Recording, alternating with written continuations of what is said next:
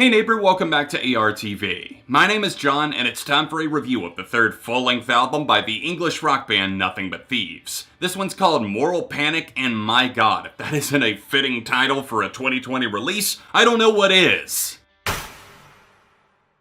I've consistently praised Nothing But Thieves as one of the most exciting young rock bands to break out during the 2010s for good reason. Connor Mason possesses such a strong, unique voice that spans a variety of different octaves. Joe Langride Brown is a force to be reckoned with in terms of guitar and lyrical prowess. Plus, the remaining members, they don't just feel like sidekicks standing around at the live shows or in the studio. Every instrument gets involved typically, and I love that. Much of their early work featured a careful balance between the choppy alt-rock cuts and the serene introspection that often featured quieter, more haunting vocals from Connor. Moral Panic marks a return to that after Broken Machine boldly smashed their faces in with this pummeling rock sound that I absolutely adored. I wasn't necessarily thrilled about the lead single Is Everybody Going Crazy, although it's still a totally fine track. It's just that these guys set the bar so high last time, I think my expectations were hard to meet. The second release, Real Love Song, gave us a bigger taste of the moods to come on the full album, and I've honestly had it on repeat since it dropped. We're gonna talk more about that in a bit, but for now, let's dive into this intensely pessimistic, not at all sugar-coated album, Moral Panic.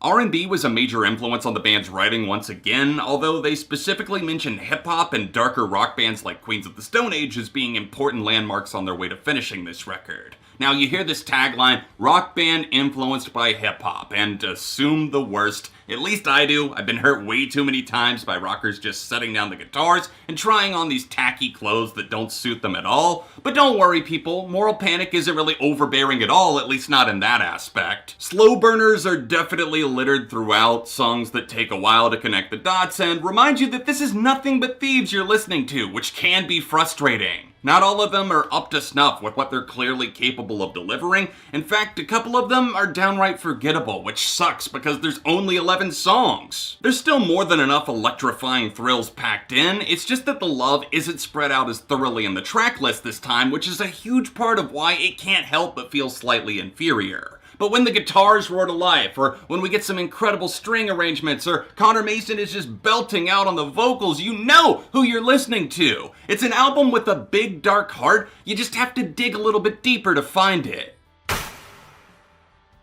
I wish Nothing But Thieves' rhythm section was a bit more pronounced on Moral Panic. Mike Crossey is a producer I have loads of admiration for, and he killed it with his work on Broken Machine, but I just can't help but feel like there weren't really that many breakout drum and bass moments. We can talk about guitar licks and vocal clips all day long, maybe even the program parts and some of the haunting keys too that helped usher in the R&B feeling they were chasing, but the others seem to kind of get left behind. There's certainly a strong likability in the momentum they carry just because of who they are, but it's important not to get lost in that. I see this as a totally fine entry in their catalog with some killer standouts, but this is by no means their crowning jewel or some sort of career-defining album. Does it showcase their strengths outside of whatever comfort zone they've established as Nothing But Thieves? Definitely. But there's a fine line between oral stimulation and lasting impact, and it's been really hard for me to nail down where Moral Panic falls. The band themselves have some interesting takes on what they think their best work is, with Free If We Wanted apparently being the best song they've ever done, according to them, which...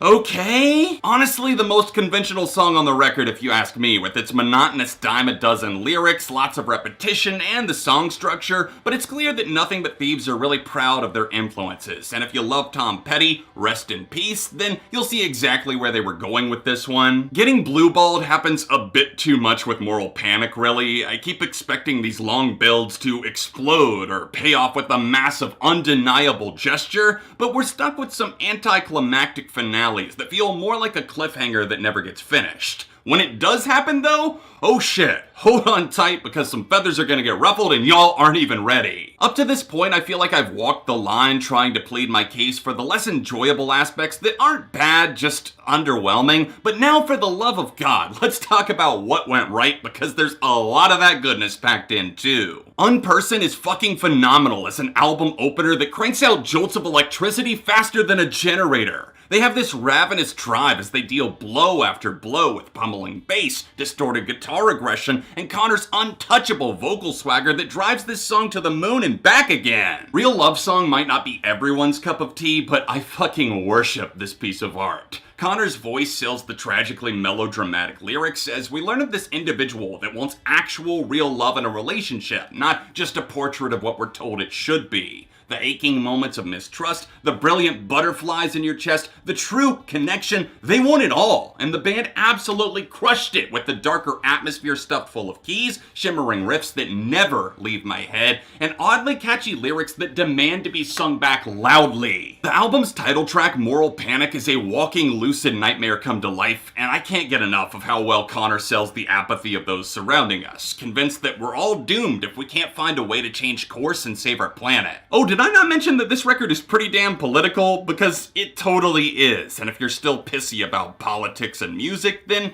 maybe just check out of the hotel now to protect your precious little bubble. Can You Afford to Be an Individual burns brighter than anything else you'll hear on the album, and I cannot seem to take my ears off it. They lure you in with cascading electronics, the perfect transition out of the track before it, and these dazzling drums too. Probably the best on the record in that regard, to be honest. But patience proves to be a virtue as this track explodes in a way that you're just never gonna see coming. Passionate guitars rain down like hellfire, but it all starts with a stable, persistent riff backing Connor's versatile voice, eventually dropping down to a spoken word, borderline yelled speech that somehow reminds me of both Rage Against the Machine and 21 Pilots, at least musically, all while still being undeniably Nothing But Thieves. It's fucking weird, but I love how overtly political it gets without being afraid to call out the MAGA agenda. And before you say it, oh, why does an English rock band, why does an international group get a say in American politics? Bitch, because our awful leader affects the rest of the world too. Damn, that song is flames. But before we cool back off, I gotta shout out Phobia. That song actually really grew on me, even though the lines about this protagonist fucking hating the internet stands out like an awkward thumb to me for some reason. It's not perfect, but I like the warped electronics rumbling in the breathy atmosphere that was clearly influenced by artists like Billie Eilish. Take that however you will, but this is one of those tracks that actually does have the standout momentum to have that huge payoff with a heavy dose of tragic pessimism that sees the person represented here in the narrative slipping back into madness. So with all of those wins in mind, we gotta explore the other side of the fence too. The middle section of Moral Panic stumbles with some less than fresh sounding sidesteps, including the sounds like Amsterdam but not nearly as good, This Feels Like the End, the song I already called out, Free If We Want It, which is super strong vocaling but isn't really compelling otherwise,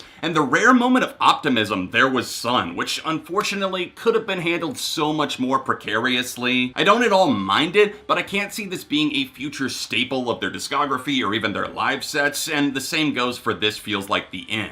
Yet packed in the middle of all these less than great tracks comes Impossible, just driving up and sideswiping my emotions, and that, my friends, that's why I keep coming back to Nothing But Thieves. This feels like a step down from the thoughtful self-titled record and the unchained rock behemoth Broken Machine, but it's by no means bad, just a bit disappointing by the comparisons I can't help but draw. I'm gonna give their third album a 3.5, and I would love to know what you think of Moral Panic in the comments below. Catch up on another Nothing But Thieves review here, or watch another rock review right over here. Don't forget to like this video, whether you agree or not. It's all just opinions at the end of the day, and I appreciate you watching. Stay tuned because there's a lot more just around the corner, including the album awards and year-end countdowns. Hit the links below to connect with me on social media to stay up to date on all of those things, and I'll be back soon with more right here on ARTV.